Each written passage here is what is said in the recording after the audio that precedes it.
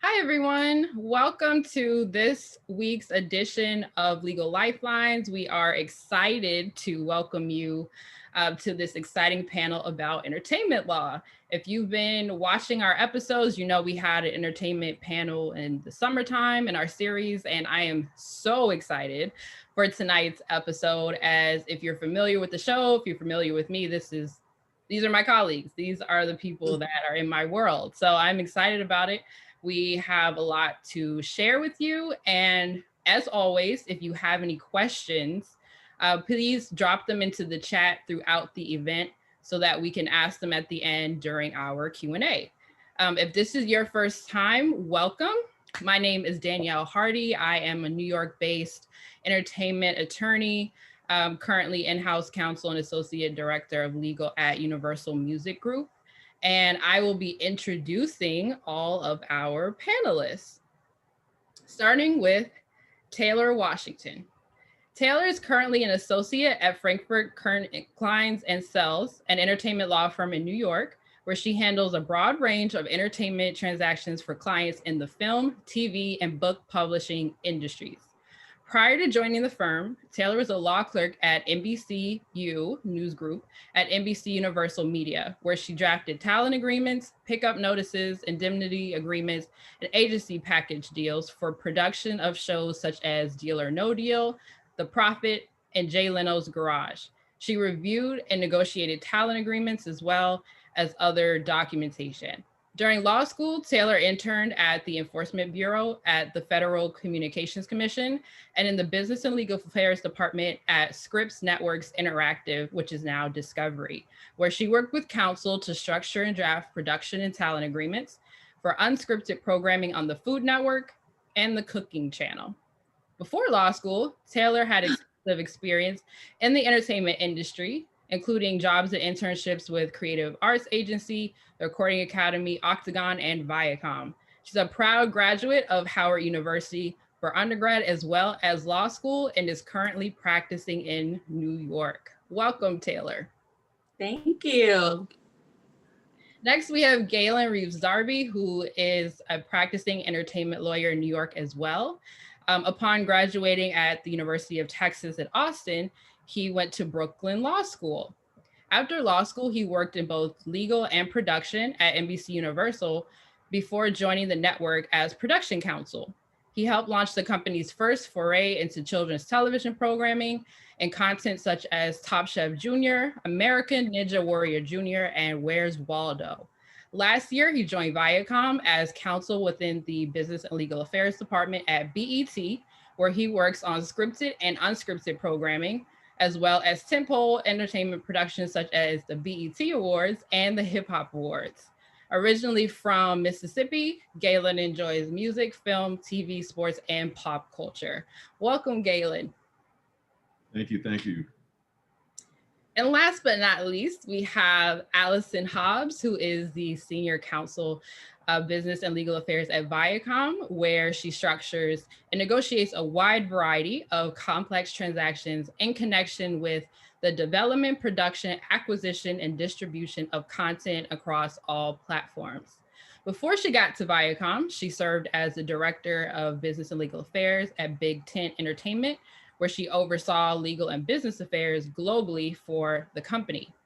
In addition to professional obligations, she's an active member of her community, where she serves as a mentor to high school students through iMentor Inc., and has volunteered her time serving on judicial screening panels, such as a coach for America Needs You and other initiatives. She's an officer within the Association of Black Women Attorneys and the co-chair of the Young Lawyers Division of BESLA. Allison received her BA in Spanish from the University of Connecticut and her law degree from the University of New Hampshire School of Law. She is fluent in both Spanish and English and has a working knowledge of German and French. Welcome, Allison. Thank you. Thank you for having me. Absolutely. I am super excited to get started. So let's go ahead and jump right in. So normally when we talk about entertainment, right? When we talk about entertainment within our series or, based on our feed on Instagram, the number one question that we get, which is what I want to start off with, is how did you get your foot in the door to work in entertainment law? So if we can have each of the panelists start with Taylor, and then we'll go ahead and have Galen and Allison follow. So I would say I was somebody who was fortunate enough to kind of know the industry that I wanted to be in prior to practicing. So when I graduated high school, I moved to DC for college. I automatically knew I wanted to be in entertainment. It was kind of just a matter of where I was going to fit in and what my interest was. So during college, I did a lot of internships, and it really set me up for my legal career. So during college, I interned with a entertainment PR firm. So I got experience on the PR side of things. I interned with the Recording Academy. So I got experience on the music side. I was at Creative Artists Agency. So then for a second, I thought I wanted to be an agent. And those various experiences really helped me inform what I wanted to do. And I decided after going to CAA that I would either like to be an agent and a lawyer, but you don't go to law school and not be a lawyer because it's expensive. So I am a lawyer. But that was very helpful for me, just having that experience so early on, because although the experience wasn't legal, it was entertainment, and people like to know that you have a knowledge of the industry. So people knew that I was at least familiar with how business is done and kind of what the culture is and what expectations are and kind of how people move. So I would say that was helpful for me in my legal career, where I wanted to continue on in entertainment. But also I would say mentors was a really big part. As soon as I got to law school and I knew what I wanted to do, typically when you go to law school, they're trying to push you into public interest, or they're going to push you to the big firm. And I knew I didn't want to do either. So the first thing I did when I got on campus was connect with as many mentors as possible to figure out how I could pursue a career in entertainment without having to go the traditional route, so they say. So a big part for me was my mentor. During law school, I interned with Scripps Networks, but I saw the opportunity online, but I also knew a mentor that knew somebody there who made that introduction for me. So I was having coffee with people there before I even interviewed, and I was able to make connections with people at that company. And then I ended up staying there all during law school. So between having just the knowledge of the industry and mentors and people who guided me and were open to introducing me to people, I would say that was kind of how I started off and got into the industry. Well, I'm really glad you talked about networking, the power of networking and mentorship, because that is something that we, advise every episode, how critical that is, and, do our best with trying to show, what that looks like in real time, because networking can be tough. And especially, you're in law school, you may not have met an attorney before, so it can be intimidating, or you're a college student, you don't know any attorneys. So I'm really glad that you hit on that, because we definitely encourage that, especially in entertainment, for sure. Mm-hmm. The Galen, if you could share with us. Yeah, no, happy to. So I was nodding vigorously when Taylor started her answer, because I couldn't agree more. I also really, from an early stage, I guess I'm not in my career because I wasn't a professional at that point, but as a student, knowing that I wanted to go into entertainment from the jump, I was even so bullheaded about it. I was like, I don't even want to be in a firm. I just know I want to be in-house somewhere in some capacity. As most of y'all probably know, the moment you walk through those law school doors, they quickly disillusion you of that, how easy that path might be at times. But it's not impossible. And I think that mindset really geared me towards it. I interned at a label when I was in college, and that really was the first thing that I put in law school as a career path into my mind. And so from then on, it was, it was just, it was on go. So when I actually came into law school, I was, super active in every student group that had anything to do with entertainment or IP, obviously. And that kind of dovetails into my next point, which Taylor also already mentioned, which is the power of networking.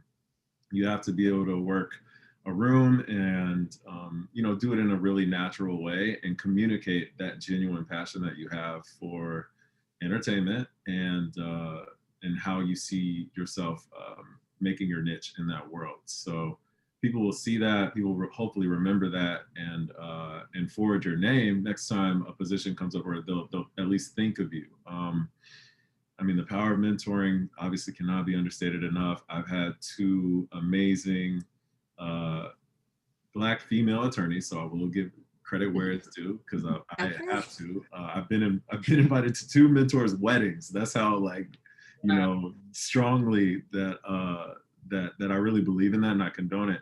So that's the first part of it. And the second part of it is, it wasn't in my intro, but I'm also in the Young Lawyers Division Steering Committee with Allison and BISLA, which, quick plug, we're having our annual event for the rest of this week, so attend that if you can.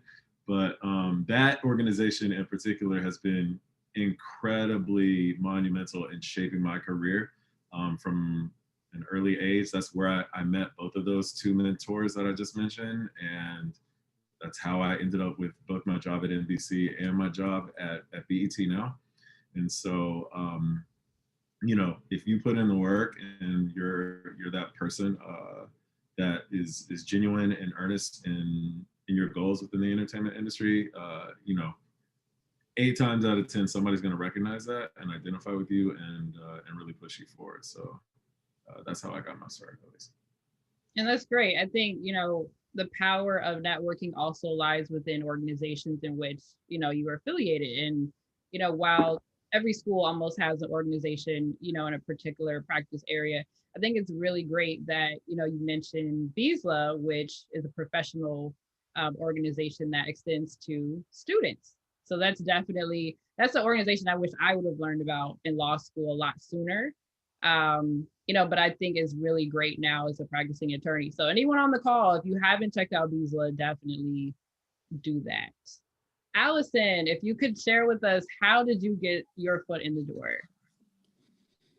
So the entertainment industry is probably one of the hardest industries to get into, right? When I was in law school, I didn't have an internship in entertainment. I worked for a small law firm in Connecticut doing mortgage and foreclosure lawsuits, foreclosure lawsuits and contract, you know, dispute lawsuits. My 3L year, I had an externship at Calvin Klein, where I got a lot of IP experience, and my law school was really well respected for IP. So my plan was to use that to make my way into the entertainment industry. And so what I did was I had to network like crazy to get into the door. So organizations like BISLA, like I hear you, Danielle, I wish that I were a member of that when I were in law school. That has been like the game-changing organization of my entire career, probably. That's how I got into VIACOM, was through referrals through BISLA, but also networking generally, like networking across the board. I was out maybe at least 4 out of 5 nights a week, at least, networking at bar associations. I was having lunches with everybody, coming in early for having breakfast with people. And even like after work, meeting people for drinks or, you know, dinner or something like that. And it was with not just people who were more senior to me, like working in places where I would want to work, but also my peers, people who were the same level as me, people who were junior than me, because I learned so much from everybody. You know, people who were law students, I learned from them. And when it was time to apply for a job at VIACOM, mm-hmm. I was able to bring up previous deals that I'd worked on with the Nickelodeon, which is the channel group that I service. And my boss, she called around to see who knew me in the industry and to get, you know, information about me. So it was really important that I knew a lot of people and that they had positive things to say. Absolutely. And I think that was such a great way to round up, you know, just what all three of you said, which was networking, especially within entertainment. And I'm sure you all can agree that, you know, once you get in, you start to see that circle is small and you start to see the same people, you know, over and over again, whether you're working with them in a different company or you're at a bar association event or, you know, a BISLA event. So I remember getting the advice that, it is important that you're making a great impression, and it's all about who you know, but it's also about who knows you. And Allison, I think, what you're saying as far as people just, reaching out to basically see if someone will vouch for you, that goes to just the impression that you made, on others, just, through professionalism, through networking, through Beesla. I think that's fantastic. And I hope that those on the call will definitely think about that, moving forward. So as we transition into, more of the day-to-day about what you do, this is really the crux of this panel, right? We have Taylor, who represents the law firm experience, and we have Galen and Allison on the in-house side.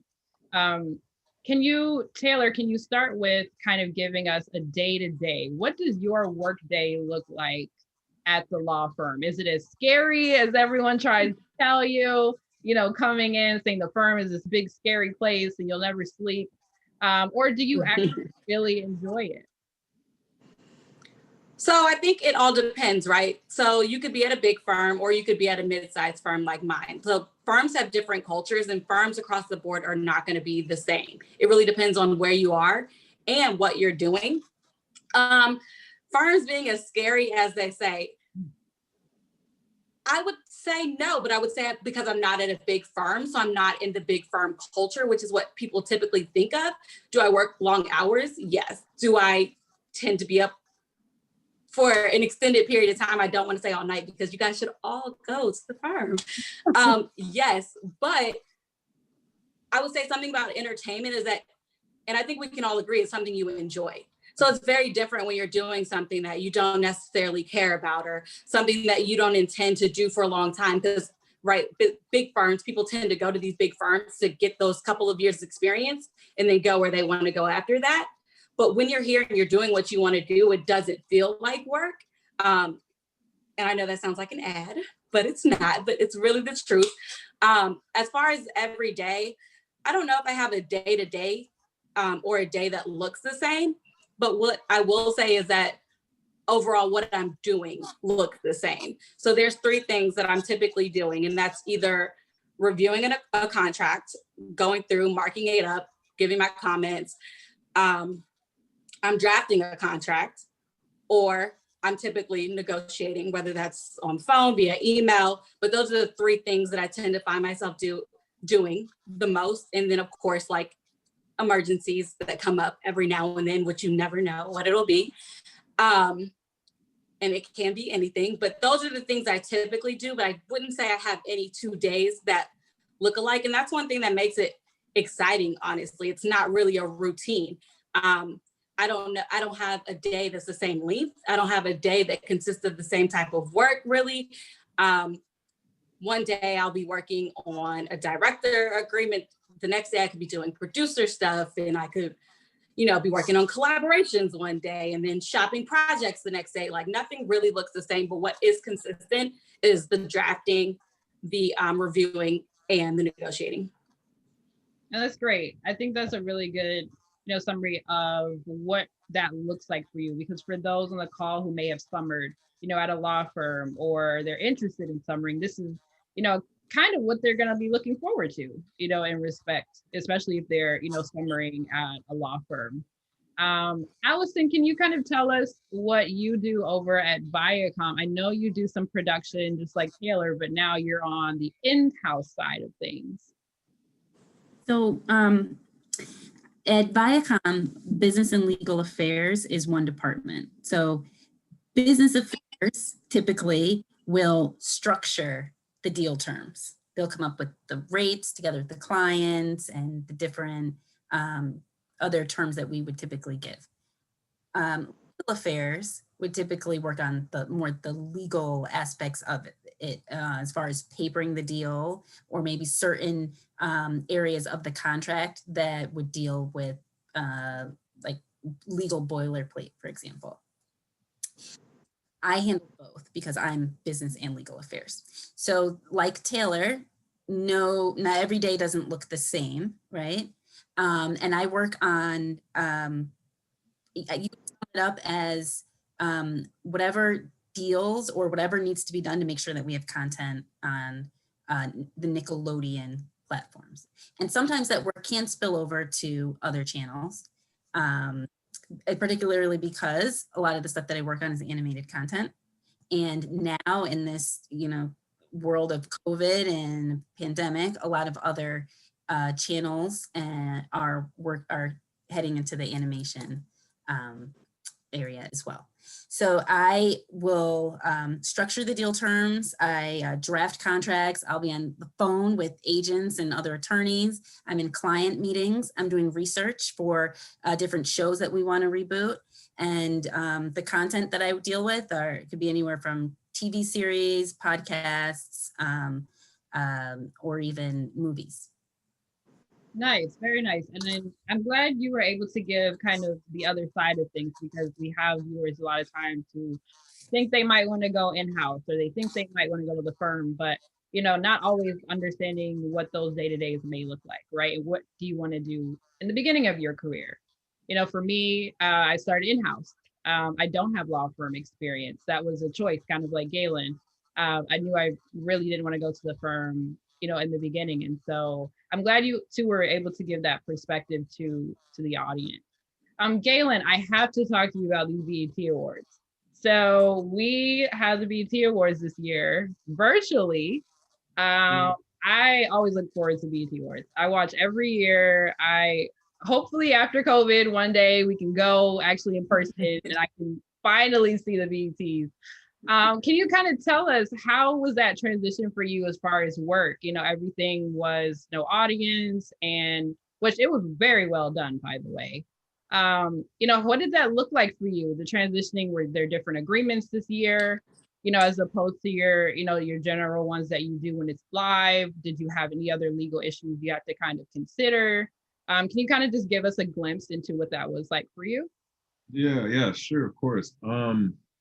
I mean, like you, I also love the BET Awards. I'm glad I got to experience it in person in the before times last year, before all of this craziness happened. So I got to at least, experience the physical in-person version of it, which was amazing. And it was like literally, I think my first month or two on the job, which is all to say it's been in stark contrast to what we did this year. And I mean, I'm very obviously glad to hear that you enjoyed it. Hopefully anybody else who happened to catch it also enjoyed it. I'm particularly proud of it because at least at that time, which is only a few months ago, feels like years, but it was one of the first live award programs that had taken place in the whole pandemic era. So we were really, our teams, all of us were really tested and, really put to the limit as far as what we were going to deliver. And I think we really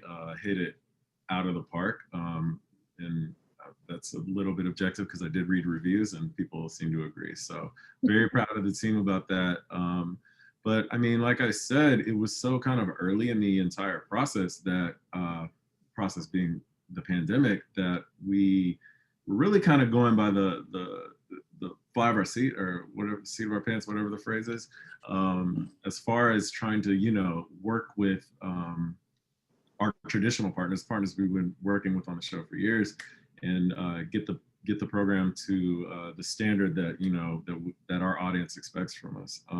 So there were pretty much, I mean, everything that you could probably just think of off the top of your head that we'd be considering when dealing with trying to film something in a global pandemic. There's force majeure clauses that need to be tweaked or worked out.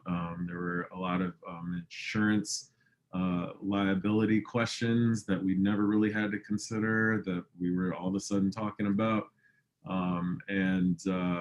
I mean, yeah, there's all kinds of things that went in. We were having people film things from their home. Our host, Amanda Seals, did the whole thing, pretty much remotely.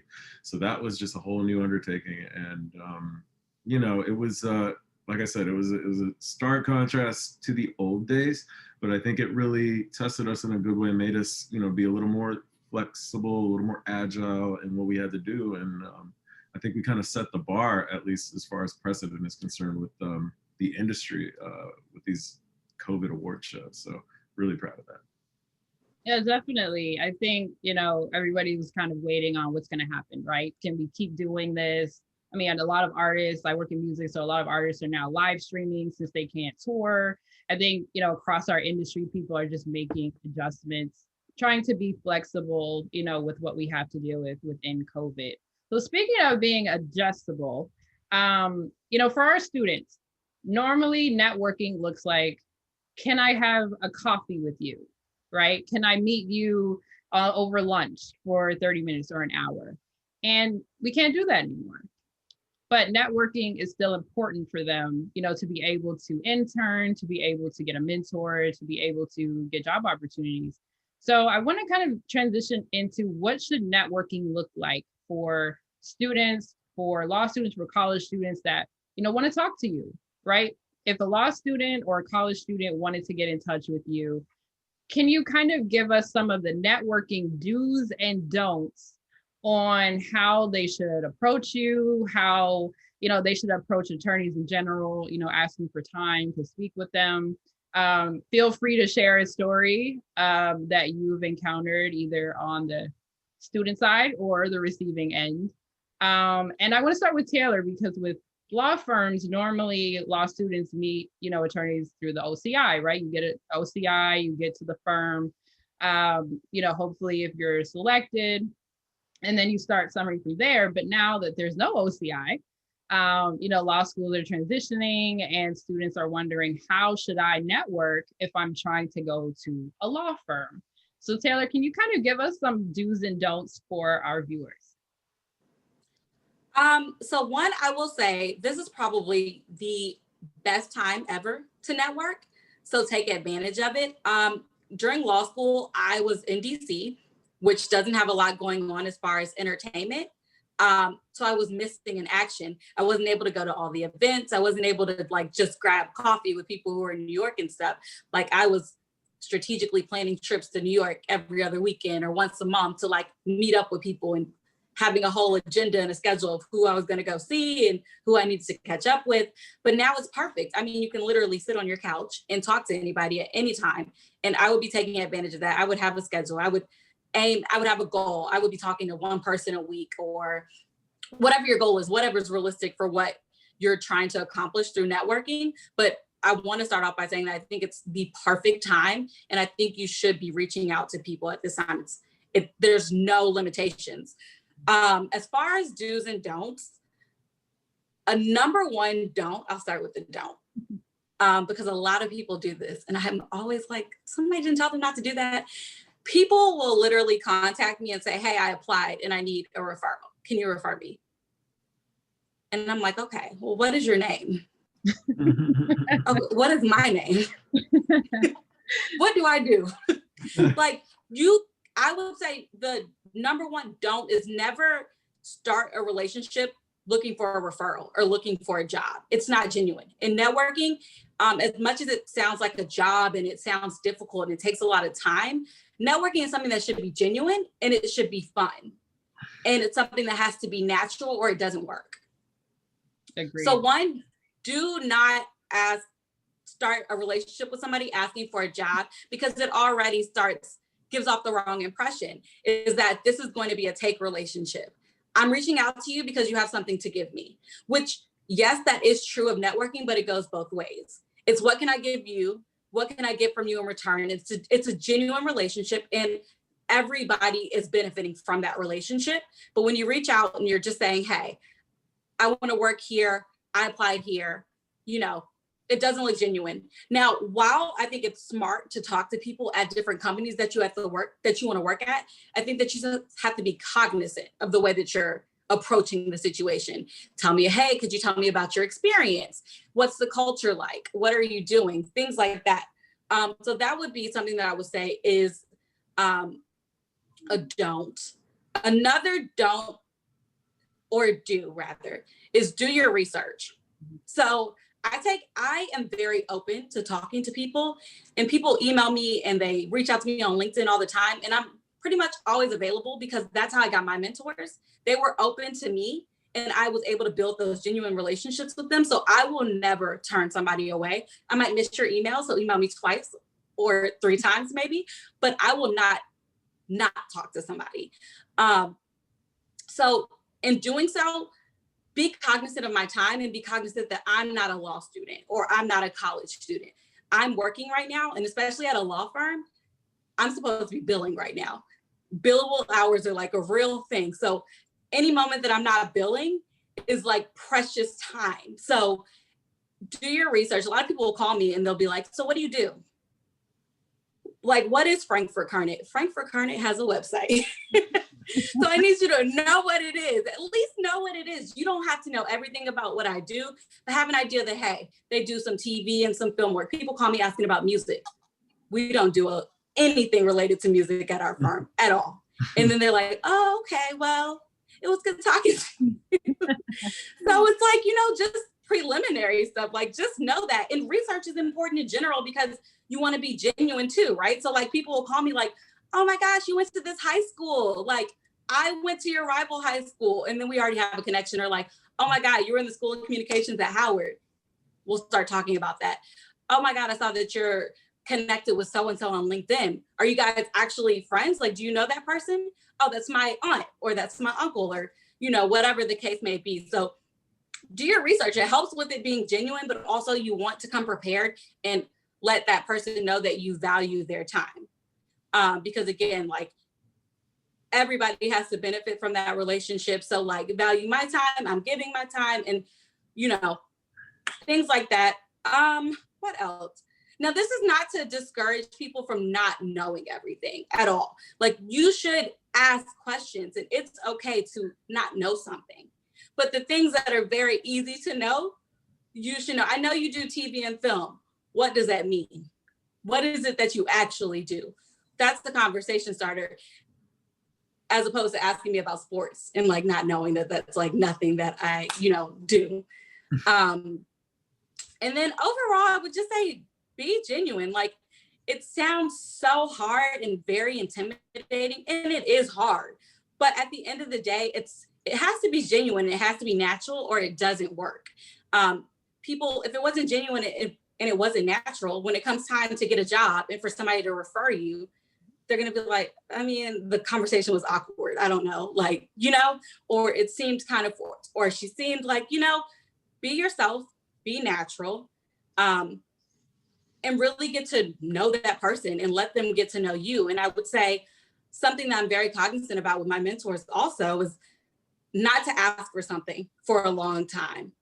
I get to know people who are in the industry who do things that I'm interested in, but I really make it a point to try to build a relationship before I want anything from that relationship, because then it gives it time to be natural and for somebody to not think like, this is just what it is. You don't always have time to do that considering like the situation, but if you're able to, I would absolutely recommend it.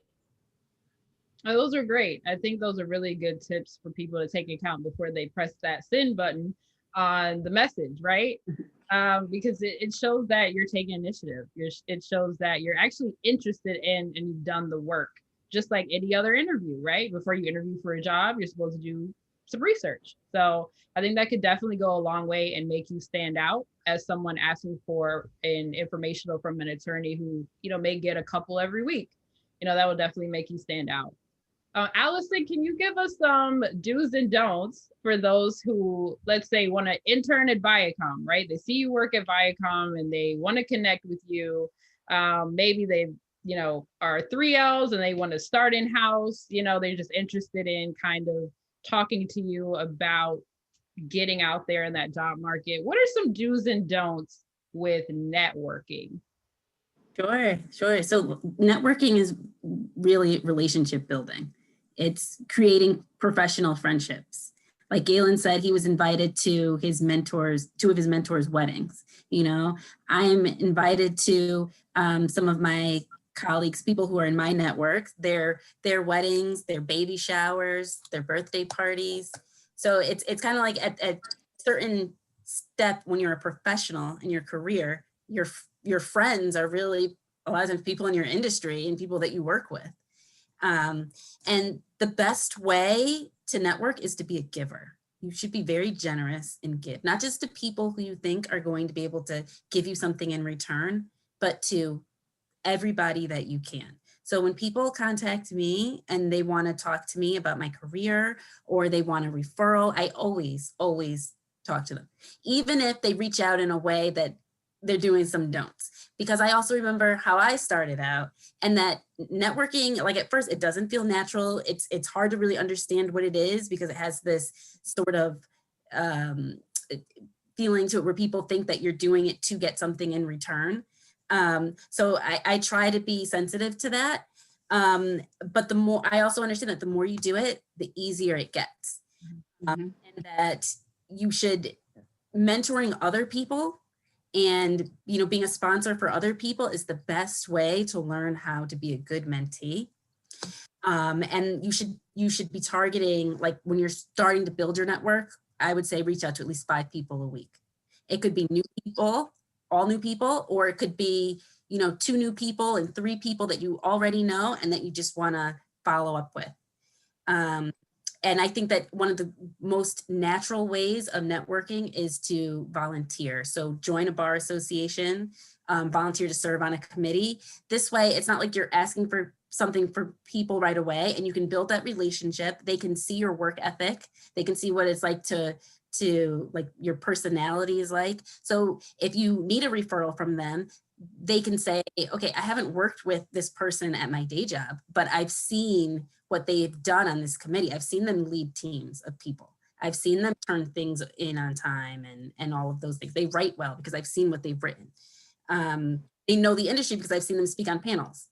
I would say definitely a don't is, I do this all the time with law students, is don't call us Mr. and Mrs. or so-and-so or ma'am or sir. Use our first names. And it's something everybody does. And I remember when I was in law school, I thought the same thing because I felt like a kid, like, okay, Mr. So-and-so. And one of my housemates at the time, who was a few years older, not that much older, maybe like 3 or 4 years older, she used to work in customer service, and she told me, Allison, do not call people Mr. or Mrs. because when I was in sales, they said when you're cold calling people, you call them by their first name because it creates a power dynamic when you call them up and you use a title. So that's something I call people by their first name, and you should feel like you can do that. No, that's great. I remember being in law school and then telling us, you know, you need to address them in this way, or, you know, attorney so-and-so, or, you know, Mr. So-and-so. And, you know, after you start to network a little bit more and you start to have, you know, informationals, then attorneys like you will tell us, like, don't call me that, you know, it's fine. So I'm glad you said that, and that should give them a little bit more of a push to be more comfortable. So Galen, can you give us your do's and don'ts or any stories you share that you've experienced with networking? Yeah, sure. I'll keep mine short because I just basically co-sign everything Taylor and Allison just said. But just shout out to the people who do say Mr. and Mrs. all the time. As a Southerner, it's a very hard habit to break. That's just how we were raised. Coming in talking to people all kind of, no, I'm just kidding. But especially in entertainment law, we're way more cordial and low key. So definitely take that advice to heart. Unless you're talking to a judge, always call a judge. But my don't, I mean, I don't have many pet peeves. I'm very, like Taylor said, I'm very open. I got my start from people taking a chance on me, so I try to pay that forward as much as I can. So if you come to me basically on LinkedIn or whatever, I'm gonna at least, you know, give you a shot, give you the time of day to talk about whatever. The one thing though that I do have as a kind of pet peeve, and only one person's really done this, but I think it's worth repeating, is if you, and it also goes to Taylor's earlier point, if you're asking me for advice or, you know, for my time, be respectful of that time, because I am a like fully employed attorney outside of, you know, doling out advice to you. So I had one, for example, it's a guy, we actually went to the same high school, but, you know, we reconnected years later because now he's in law school and he thinks he wants to do entertainment, and he reached out to me. And y'all don't know who this is. He'll never see this, but so I feel comfortable sharing. But he was basically like, hey, okay, here are my questions. Please give me your replies via email. And like I said, I'm a fully employed attorney. That was actually in the like height of COVID, and we were busy as hell, at least from a network standpoint. So I was like, I don't have time to sit here and write out my theory about entertainment law and how to break into it for your reading pleasure, sir. Like, so all I would say as a critique is to maybe give the person that you're asking for free advice their option of how they want to reach out to you. Like, say, oh, if you have time to schedule a call, that'd be great. If you prefer to get on Zoom, that's awesome. If you don't like being on camera, then we don't have to do that. If you have the time to write out an email, then I would appreciate that, but that's not, mandatory either. So just be open, and like Taylor's greater point was, be respectful of these people's time, because they're taking time out of their day doing what they're paid to do to help you. So be mindful. Definitely. No, that's great. I think one thing to add to, to that point that each of us, made about being cognizant that attorneys are full-time employees, elsewhere, not just on LinkedIn all day. One point, to add is that, when you do reach out, do give us some time to respond. If we don't respond, just give us a minute. There is such a thing as too soon to follow up. You don't want to send 3 emails in the same week because you haven't heard back, or messages on LinkedIn. Just like Taylor said, like, I may not, see the first one, I'll see the second one, right? Just give us some time to, respond to it. Especially those, most of the people you reach out to will be happy to chat. Especially if you've seen them on a panel like this, or you see them, featured somewhere else, or they've done a talk somewhere.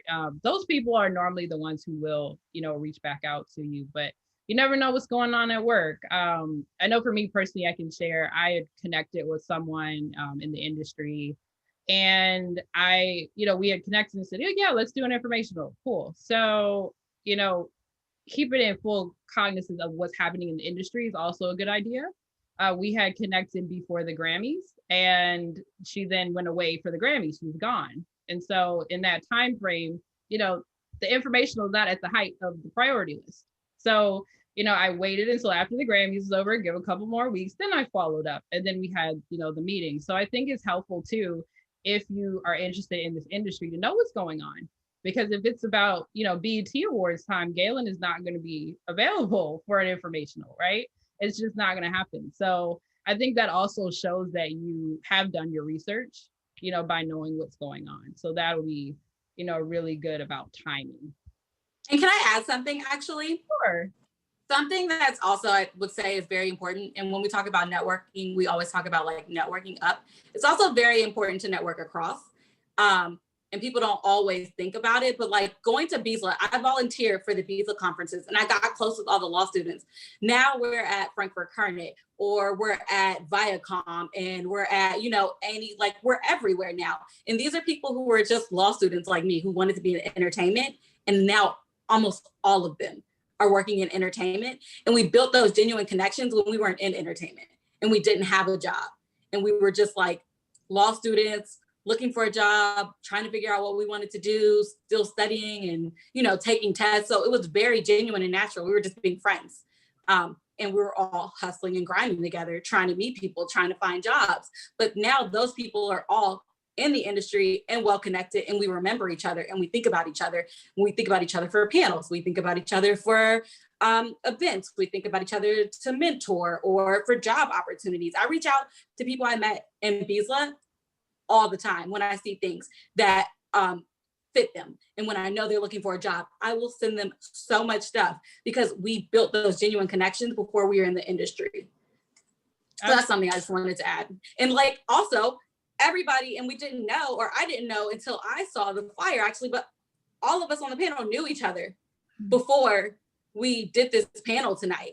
And like, as far as how I met everybody, it was in a different capacity, like reaching out to Galen because we were both at NBC at the same time doing 2 completely different things. But I'm like, oh my God, like, seems like a great person to reach out to. We're both very junior lawyers here. Like Allison, reaching out to her involvement with BISLA and at VIACOM and just trying to learn about her stuff. So like, it's just, you never know where it'll end up, where you guys will end up.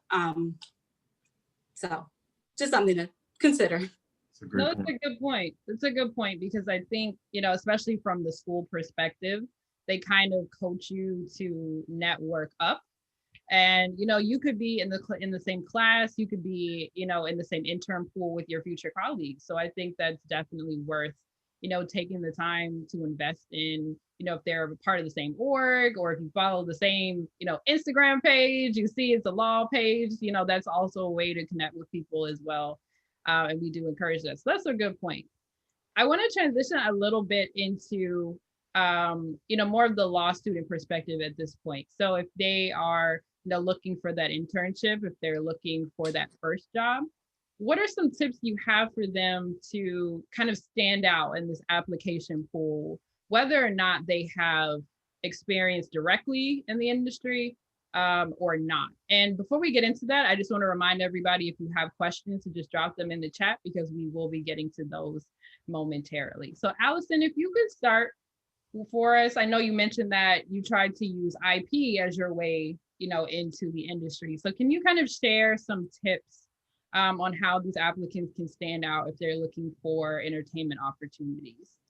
All right. So what I usually recommend to people who are trying to get their first internship or job in the industry, and they have nothing that they can put on their resume, like that shows that they've been in entertainment, I would say join a bar association, join like a BSLA or something. Then you have entertainment on your resume.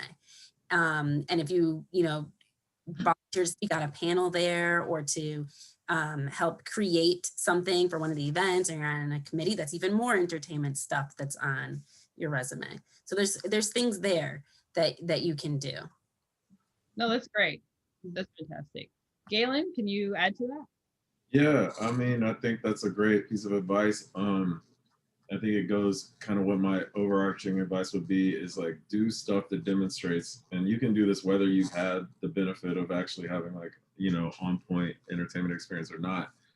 Do stuff that demonstrates a genuine interest, because one of the quickest things, at least from my perspective, that will like cut a candidate that is interviewing for anything is like that, okay, you have no, and when I'm looking at your resume, I guess, I see nothing here that like demonstrates that you actually care about this outside of, oh, cool, yeah, you're a lawyer, and yeah, entertainment kind of seems sexy, and you maybe want to do it. Like, I mean, and that's honestly the case for like 80% of us, but at least have something on that paper that shows that you put in the work, or you did something outside of just, applying online, to say that you genuinely care about it. And just demonstrating that genuine enthusiasm, I think, goes a very long way. And you can do it so easily, like Allison was saying. Like, there's tons of organizations out that you just have no excuse not to have anything on your resume that speaks directly to it. Absolutely. Taylor? So there are two things that I will say. One thing is, I know it's not always easy to get entertainment experience, and obviously getting involved in the orgs are very helpful, but you kind of have to look at the broader picture sometimes and get really creative with it. So like, I was in DC and I wasn't able to do entertainment stuff during the semester when I was in law school, but I was in DC. So I went and I worked for the government. I went and worked for the Federal Communications Commission. People actually talk about that when I was interviewing at networks, because it's relevant. It's not the same, but it shows an interest, and it shows that you were kind of thinking outside the bubble, and you have some sort of knowledge of what's going on. It might not be spot on, but you're kind of in the ballpark. And that also goes to speak to other jobs in general in different industries. Like, something that's also very important is, although you might not have had entertainment experience, you could get relevant experience and not be in entertainment. You can draft at other places. You can have experience with negotiating at other places and reviewing agreements and things like that. Those are transferable skills, not necessarily related. You can learn in industry, but you have the skills that we need right now.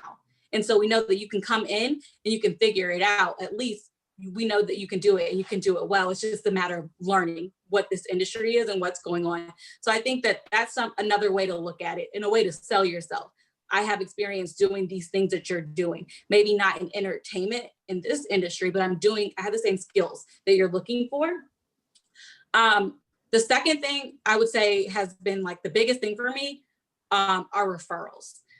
The last 3 jobs that I've had somebody reach out to somebody at the company after I interviewed and realized that, oh, a mentor of mine maybe knew somebody there, had them reach out. And every time that interview, they all mentioned the referral.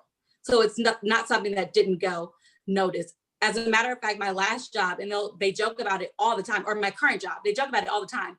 They're like, we had to interview you. We had like 7 people call us and email us about you, like right after you applied or right after your first interview. Like, we at least had to talk to you and see who you were. But I mean, I had a mentor reach out. I had a law school professor reach out.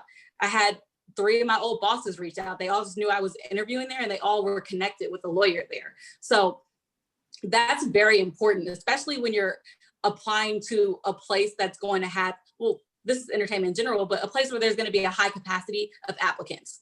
Entertainment is the sexy thing. Everybody wants to do it. There are going to be tons of applications. So something that goes a step further than having a resume that's spot on is knowing somebody who can vouch for you and get you past that resume pile and say, actually, I know the girl. She does good work. I can vouch for everything she's saying on this paper, because it's easy to put together a resume, right? You can make a resume look good. You can write it up. You can clean it up. We all fix and put the keywords on our resume and say, okay, what do they want? Drafting? They want, how can we make it work? But if you can have somebody who can actually vouch for the fact that you have that knowledge, vouch for your work experience, vouch for your work ethic, that will take you completely out of the pile and put you above everybody else. I think that's fantastic. And, if you do have that relationship with someone and you know that they, have that connection, don't be shy. Don't be shy to let them know, hey, I'm applying, or can you refer me, once you get to that level. Maybe not in the beginning, when you're first doing that meet and greet, but, definitely work your connections when you can. So the last topic I want to speak on has a lot to do with us as pursuing the Esquires program. This organization was founded to support aspiring attorneys of color get to and through law school, because as we all know in the seats in which we sit, that our legal profession is not very diverse. As of the most recent ABA study, across the United States, only 5% of practicing attorneys are Black. And of those 5%, only 2 are Black women, which is extremely problematic. And even within our industry, it's very clear. I'm in-house, I work at a label, I see that a lot. A lot of the people I interface with don't look like me. And I know that's across all of the sectors of entertainment, from TV to film to music. So what I want to close out with before we get to the Q&A in the chat, if each panelist can briefly touch on what is the importance of representation, and good representation at that, within this legal profession. How do we make that difference for those on this call who may be coming behind us? What can we be doing? What can we see that would help this problem of diversity in the legal profession? And if we could start with Galen. Oh, great. The easy one. How do we solve diversity? Let's see. No, I mean, it's a difficult question, and obviously it's one that, like, us as a nation in a corporate world, like corporate America, obviously since the events of like the past few months, have really been grappling with. I think some companies have been doing better than others. They're not absolved from any critiques, but I'm pretty proud of the things that I've seen VIACOM CBS doing to try and correct a lot of the problems you were talking about. On an individual level, obviously, to impact greater change, you got to have the bigger machine behind you. But at least on an individual level, I think what I kind of observed about myself and try to, make my own modus operandi and how I'm going to be like what's the word? I guess actual impactful agent of change within the system, was to be proactive rather than reactive. And I think it's easy for a lot of us because we work our asses off. Everybody in this call will tell you, I mean, on this panel will tell you that like you work hard to get into the seat that you're in, and it's not easy. And so it's very easy once you get there to kind of just like, all right, cool, I made it, I'm good. And, you know, kind of ride the coattails a little bit. And I think it takes that to impact the kind of change that you're talking about. It just takes people being a little more self-aware and proactive about being like, okay, I made it here, but how did I make it here? And what can I do to make sure that other people also make it here on a very active level? Because it's very easy to, you know, okay, yeah, we're gonna like take in more diverse applicants for positions that we did. And, you know, maybe we don't end with them, but, oh, we at least saw them. No, you have to be more purposeful than that. Join a committee. A lot of these companies now have new subcommittees about diversity. Like, volunteer your time, pay it forward, do whatever you can, because even the smallest little incremental effort, like, can snowball into something bigger that frankly is going to be necessary if we really are serious about seeing these changes that we want to see, that we say we want to see. No, absolutely. That's great. That is really spot on. And Taylor, if you could share your thoughts. I think that, like, as far as practicing attorneys, there are a lot of things that we need to do. We need to keep talking to students. We have to keep advocating for applicants of color. My last position, I made it a point, because I got very close to my boss, to make sure that I recommended people when I was out the door, and they all got interviews. And 2 people of color have been the law clerk since me leaving that position, 2 people that I know. So things like that are important, making sure that when you're done, like, those good relationships, like, use them for somebody else, like, connect somebody else with them and use that good relationship that you have. But I think another important way to look at it is to look at what can you do as a student, as a law student, as a college student. And the biggest advice that I got, and I will never forget, it was my boss at NBC when I was a law clerk. And she told me one day, when I was stressing about jobs, the clerkship was 1 year. I didn't know what I was doing afterwards. I was about midway through. I didn't know if I should start searching for jobs yet. And thanks be to God, I left early because I got the job. But we were talking, and the one thing she told me, and I will never forget it, and I tell every student who talks to me this: the rule is there are no rules. The rule is there are no rules. Black people tend, and people of color in general, tend to want to be perfect before they put themselves in a situation. We look at an application and we want to check every box. And if there's one box that we don't check, we're just like, I guess I shouldn't apply, because they said exactly what they wanted. And you don't tell yourself no. Let somebody else tell you no. And I have people tell me so many times, oh, I didn't apply because they were looking for 5 years of experience, but I only had 3 years of experience. Or I don't think that I should do this because they're looking for this. Putting in an application will never hurt you. It will never hurt you. If it's something you're interested in and you actually think that you're qualified, despite not meeting every qualification, you think that you can do it, put that application in. My job that I got out of college, law clerk, they were looking for somebody with 2 or 3 years of experience post law school. I got my job right after law school. And that was my first job in the industry. But had I looked at that number and saw, okay, they want 2 to 3 years or 2 to 4 years of experience, I would have never applied. But you have to believe in yourself and know, like, you know what, it says this, but I know I can do it. And I know I have something to offer. Now, don't waste anybody's time and just apply to something and you literally have nothing to offer that's on the list. But if there's one thing missing, give it a chance, bet on yourself, and don't tell yourself no. Even my job now, typically they don't hire junior attorneys. I'm probably one of the youngest, or I am the youngest attorney at the firm. They typically wait until you have a few years of experience until they hire you. But I had the experience. And I knew that my situation was unique. I'm like, I know they want somebody with a couple years of experience out of law school, but I also know that I have 4 years under my belt from college. I have 3 years under my belt from law school. So my situation is unique. They're thinking of a general, what is expected, or, you know, what is the norm, but I didn't have a situation that was the norm. I knew what I wanted to do from the jump. So I had a lot of experience. And so I would just say, don't limit yourself. Apply to these jobs. Don't tell yourself no, but obviously do not put yourself out there if you actually don't think you can do that job and that you're qualified to do it. No, that's great. I think you're right. I think a lot of times we count ourselves out before somebody else has the opportunity to, and that's such a disservice to yourself. Just give it a shot. You won't be in a worse position than you were when you applied. So definitely just give it a shot.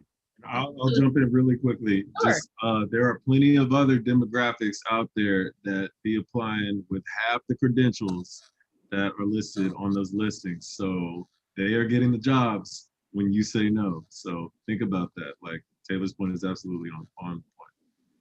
Excellent point. Excellent point. I was given that advice as a law student.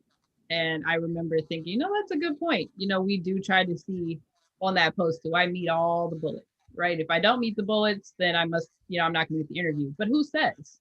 They may want to take a chance and not, hire from the same school this year. Or they may not, want to hire from the same state this year. Maybe they want to go outside of New York if they're in New York now. So definitely put that application in and just see what happens. And Allison, if you could wrap up for us before we start to get into the Q&A. I know we're a little bit over time.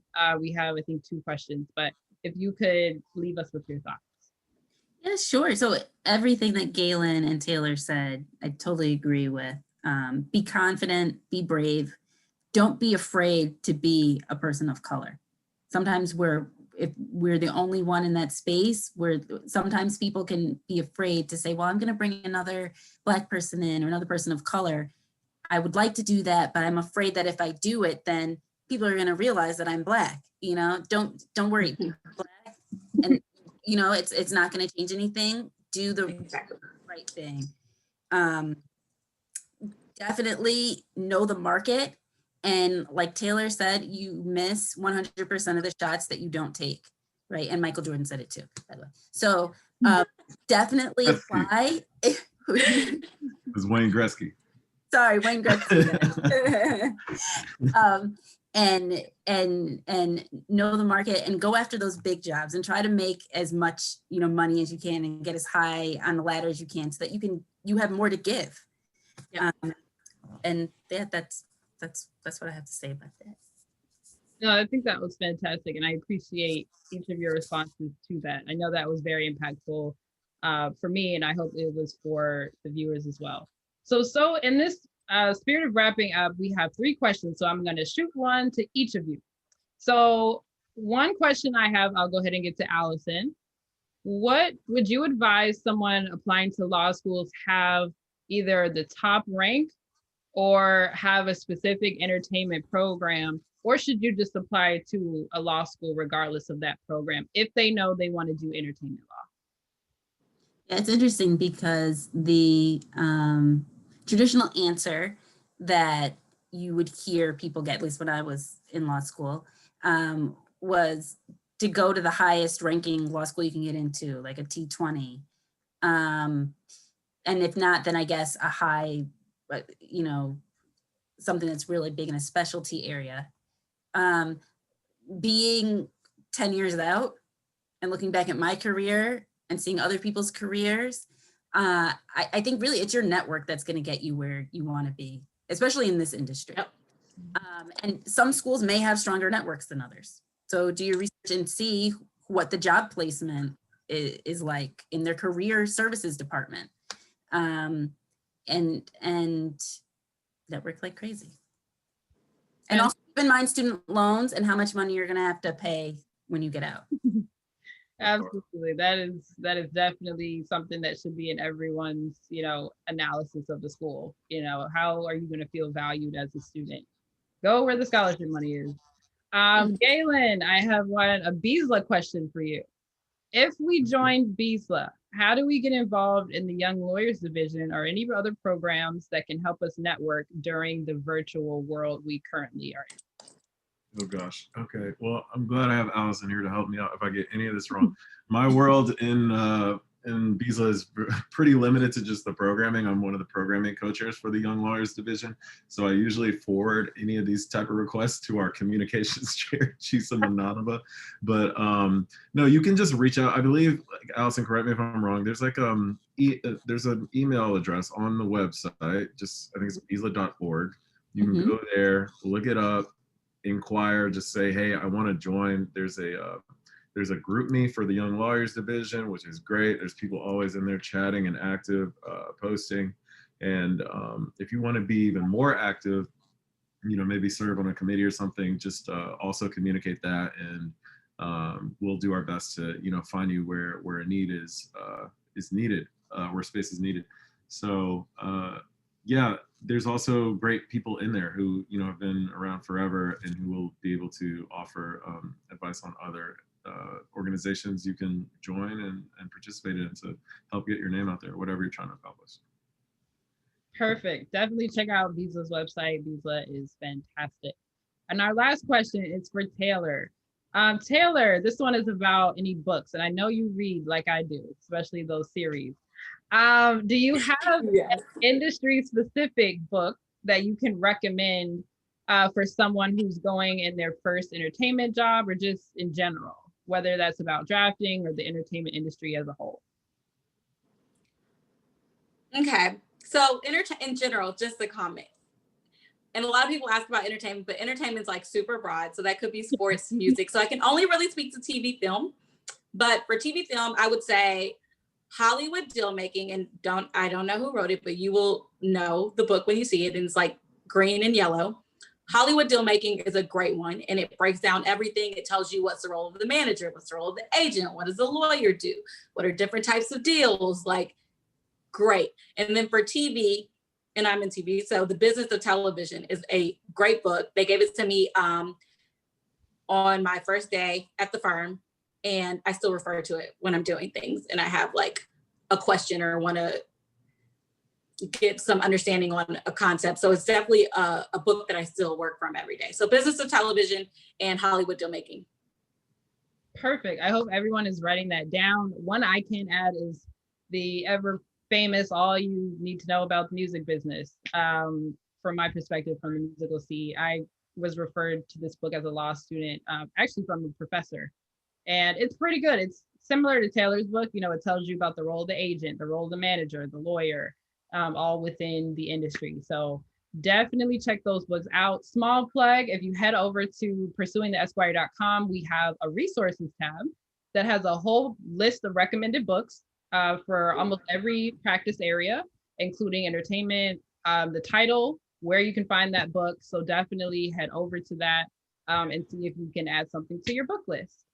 Thank you so much to each of our panelists for giving your time to speak to our audience, for sharing all of that wonderful advice, and being just an inspiration to, those who are coming behind you. This is such an important area. Each of you were chosen because you're great representatives of, not only attorneys, but Black attorneys. We need that because we don't see that a lot. And so we thank each of you for your efforts, your support of Pursuing the Esquire. And for me, I appreciate each of you personally for taking the time to do that. And thank you, Danielle. Danielle has a full-time job too. She's a full-time lawyer, and you're putting together these events and you're connecting people with mentors, and you take the time to put this all together. So thank you. Yeah, I appreciate that, Taylor. I do. I appreciate that a lot. If you all have anything you'd like to, share, I know we mentioned the Bisla conference. If you are, on anything else upcoming, please feel free to share that right now, or if is a way for our viewers to get in touch with you. Yeah, I just replugged the annual. It's coming up tomorrow afternoon Eastern time, pretty much until Friday evening time. Get out if you can. I think Allison also threw in that email address for if you're interested in learning more and maybe joining the organization. So definitely check that out. Perfect. This will be available to rewatch, share, replay tomorrow on our YouTube channel, so check that out. Again, thank you all for tuning in. We will update you soon on our next episode. But we hope that you stay safe while we are still in this coronavirus pandemic. And we hope that you are breathing a little easy now that the election is over. So thank you again to our panelists. Thank you to the viewers. And we hope you have a great rest of your week. Thank you. Bye. Thank you. Thank y'all.